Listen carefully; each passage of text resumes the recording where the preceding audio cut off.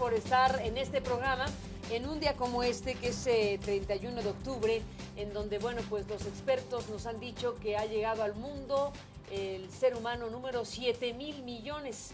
Y bueno, pues según las proyecciones, esta población mundial en esta cantidad sin precedentes tiene que ver, por supuesto, con un fenómeno demográfico que hay que analizar y detenernos sobre este tema en esta ocasión.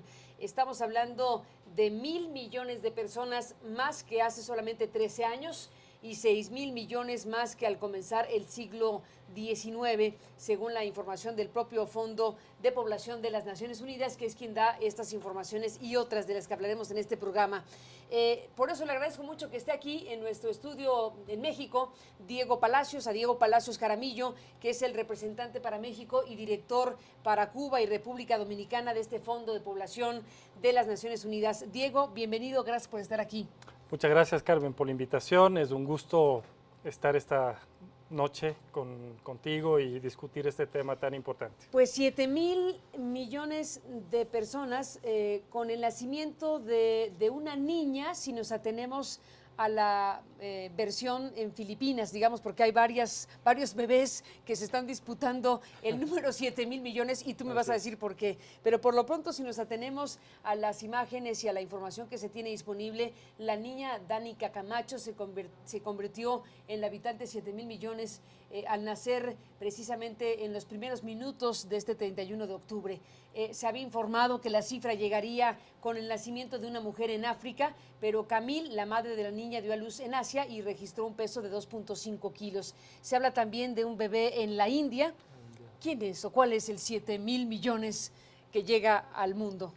Bien, no, esa es la noticia o las noticias de la mañana. Efectivamente es muy difícil saber cuál es el bebé o la bebé que es el 7,000 millones de habitantes, porque sin duda es muy complicado. Bueno, imposible, asegurar. estrictamente es Fíjate imposible. que en el transcurso de la mañana, a las 10 de la mañana de este día, habían nacido 85,000 niños y niñas en el mundo. Entonces, realmente pensar en que este o esta niña es la habitante 7,000 millones es muy difícil, pero digamos, asumimos que de manera simbólica podemos pensar en que la niña de Filipinas o de la India o en el África. Lo importante realmente es el simbolismo que esto tiene, porque efectivamente, de acuerdo a las proyecciones de población de las Naciones Unidas, el día de hoy, de acuerdo a los cálculos en base a tasas de fecundidad, mortalidad en general de la humanidad, se estimó que efectivamente hoy llegamos a tener 7,000 millones de habitantes en el planeta. 7,000 millones de habitantes en el planeta, Diego, ¿y eso es mucho o poco? Bueno, esa es una muy buena pregunta. Y desde el Fondo de Población pensamos que este hecho no debe verse con fatalismo. Entonces, responder esa pregunta realmente no... Depende de muchas cosas, porque bueno... Y depende de lo que estemos haciendo. El número es importante para ilustrarnos que efectivamente hemos tenido un crecimiento poblacional rápido, pero también para indicarnos que hay mucho que hacer por delante. Es decir, tenemos una serie de retos, no es un problema de capacidad de carga de la tierra, no es un problema de números, es un problema de equidad, es un problema de oportunidades, es un problema de justicia social, el que realmente tenemos que abordar en este momento en la humanidad, ¿no? Cuando hago la pregunta de si es mucho o poco ese número de 7,000 millones de habitantes, lo digo, claro, jugueteando con la idea de que el tamaño del planeta es de tal dimensión que, bueno, ubicados en este lugar tenemos espacio para esos y más, pero es obvio que no estamos distribuidos de esa manera. ¿Cómo está definida la estructura demográfica del planeta? ¿Cuáles son los espacios de mayor concentración poblacional? Y a partir de esa realidad o esas realidades, el tipo de retos y eventualmente de oportunidades también para la humanidad. Claro.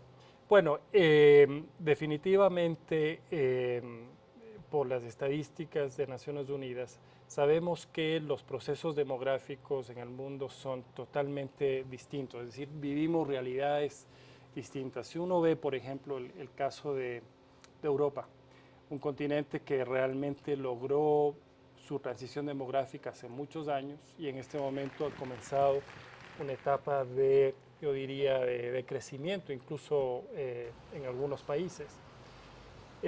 Contrastando con la realidad de Europa, está el Asia, donde tenemos dos países superpoblados, India y China, a la inversa, China e India. Los más poblados. Los más poblados en este momento, 1.300, 1.200 millones de habitantes, es decir, prácticamente una cuarta parte de la población, un poquito más, estaría ubicada en estos dos países y que todavía de alguna manera van a seguir creciendo probablemente hasta el 2050, cuando comenzará su población a decrecer, llegarán a un máximo y comenzará a decrecer.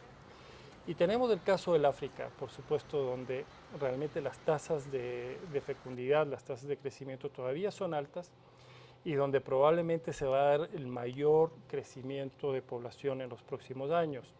Fíjate que África en este momento debe tener aproximadamente 900 millones de habitantes y hacia el año 2050, es decir, en apenas 40, algo menos de 40 años, este continente podría llegar a albergar 2.000 millones de personas, es decir, que el mayor crecimiento poblacional se va a dar en el continente africano.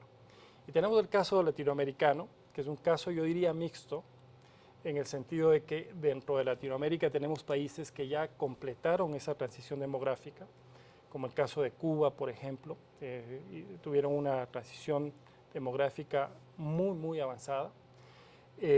Caso de Uruguay, por ejemplo, y conviven con países que todavía tienen, digamos, un proceso de transición moderada, en el que todavía las tasas de crecimiento son altas, como Guatemala, por ejemplo, Bolivia.